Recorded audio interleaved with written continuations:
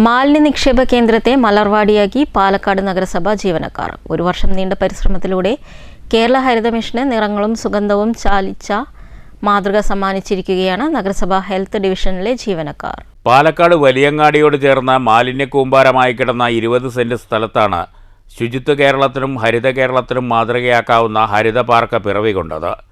വിവിധയിനം പൂച്ചെടികൾക്ക് പുറമെ ചീര, വെണ്ട, മുളക്, വാഴ, മത്തൻ, കുമ്പളം തുടങ്ങിയ വിഷരഹിത പച്ചക്കറിയും ഹരിത പാർക്കിൻ്റെ സവിശേഷതയാണ്.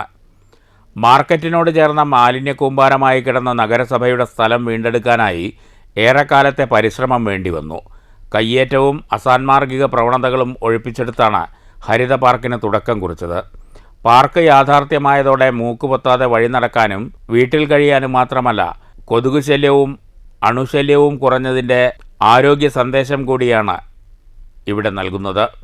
നഗരസഭ 2 ഹെൽത്ത് ഇൻസ്പെക്ടർമാരായ Anilkumar EV, doctor Prashanth, S. Baiju എന്നിവർക്ക് കീഴിൽ കണ്ടിജൻ്റ് തൊഴിലാളികളും ഹരിതകർമ്മസേന അംഗങ്ങളും ഒരുമിച്ചതോടെയാണ് കേരളത്തിന് മാതൃകയാക്കാവുന്ന ഹരിത പാർക്ക് രൂപപ്പെട്ടത്. നാട്ടിലാകെ മാലിന്യ നിക്ഷേപവും മാലിന്യ നിർമ്മാർജ്ജനവും കീറാമുട്ടിയായി നിൽക്കുമ്പോഴാണ് പാലക്കാട് നഗരസഭ ഹെൽത്ത് ഡിവിഷൻ 2 ഹരിത പാർക്ക് വലിയ മാതൃകയാകുന്നത്. നഗരസഭയിലെ 3 വാർഡുകളിലെ മാലിന്യ വേർതിരിവ് കേന്ദ്രത്തിനോട് ചേർന്നാണ് ഹരിത പാർക്ക് എന്നതുകൊണ്ട് വളപ്രയോഗത്തിനും പരിചരണത്തിനും നിത്യവും ആളുണ്ട്.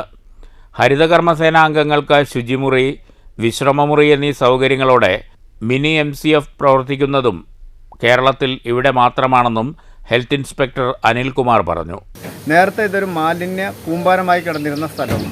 അപ്പോൾ അത് നമ്മൾ ഫുള്ളായിട്ട് മാറ്റിയിട്ട് ഇവിടെ ജൈവ പാർക്ക് ഒന്ന് ഒരുക്കിയിട്ടുണ്ട്. അതിൽ ഹരിത പാർക്ക്, പിന്നെ വിഷരഹിതമായ പച്ചക്കറി തോട്ടം. ഹരിതകർമ്മസേനയ്ക്ക് സംസ്ഥാനത്തിൽ ആദ്യമായിട്ടാണ്, എൻ്റെ അറിവ് വെച്ച് നോക്കുകയാണെങ്കിൽ സംസ്ഥാനത്തിൽ ആദ്യമായിട്ടാണ് ഹരിതകർമ്മസേനയ്ക്ക് ഒരു റെസ്റ്റ് റൂമും ടോയ്ലറ്റും ഒരുക്കിയെടുക്കണം.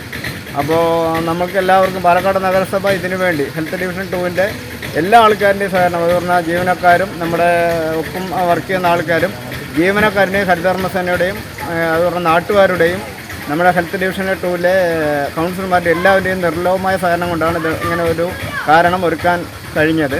10 മാസത്തോടെയുള്ള നമ്മുടെ ഭഗീരഥ പ്രയത്നമാണ് ഇതിൻ്റെ പിന്നിലുള്ളത്. അപ്പോൾ എല്ലാവരും ഇടയ്ക്ക് വരിക, സന്ദർശിക്കുക. News bureau, Palakkad.